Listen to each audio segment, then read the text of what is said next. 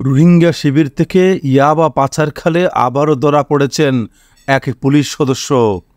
তৈয়বুল ইসলাম নামের ওই পুলিশ সদস্যের সাথে আরও 2 রোহিঙ্গা শরণার্থীও গ্রেপ্তার হয়েছে। ওই 3 জনকে 20,000 পিস ইয়াবাসহ কক্সবাজারের ঈদগাঁও এলাকা থেকে গ্রেপ্তার করে কক্সবাজার মাদকদ্রব্য নিয়ন্ত্রণ অধিদপ্তর। বুধবার বিকেল 5টার দিকে ঈদগাঁও বাস স্টেশনে ওই অভিযান চালানো হয়। ইয়াবার বড় একটি চালান চট্টগ্রাম উদ্দেশ্যে পাচার হচ্ছে এমন সংবাদ পেয়ে ঈদগাঁও বাস স্টেশনে সৌদিয়া কাউন্টার সংলগ্ন এলাকায় সন্দেহভাজন একজনকে আটক করে জিজ্ঞাসাবাদ করা হয়।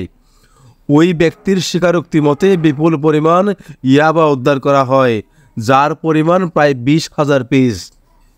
ধৃত ব্যক্তি উখিয়া রোহিঙ্গা ক্যাম্পে কর্মরত এপিবিএন পুলিশ সদস্য মোহাম্মদ তৈয়বুল ইসলাম বলে নিশ্চিত করেছেন অভিযান পরিচালনাকারী মাদকদ্রব্য নিয়ন্ত্রণ অধিদপ্তরের সহকারী পরিচালক মোহাম্মদ সিরাজুল মুস্তাফা মুকুল। একই সময়ে ঈদগাঁও গরুবাজার এলাকা থেকে ইয়াবা পাচারে জড়িত আরও 2 জনকে আটক করা হয়।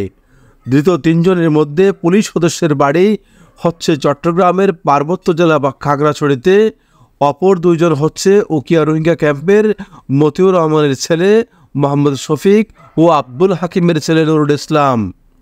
Answer Hossain, desk report, DNN.